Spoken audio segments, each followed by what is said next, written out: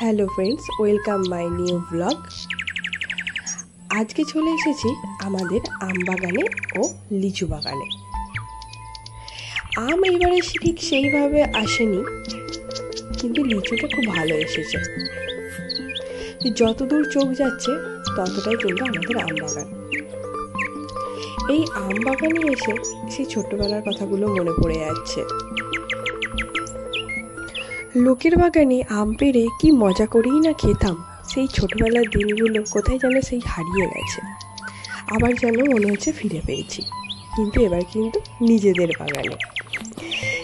বাগানে আম লিচু পেড়ে খাওয়ার মজাটাই আলাদা।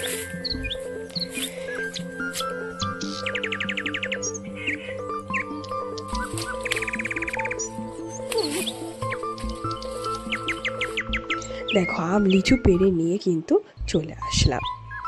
তো আমার এই ভিডিওটা কার কার ভালো লাগলো অবশ্যই কিন্তু জানিও।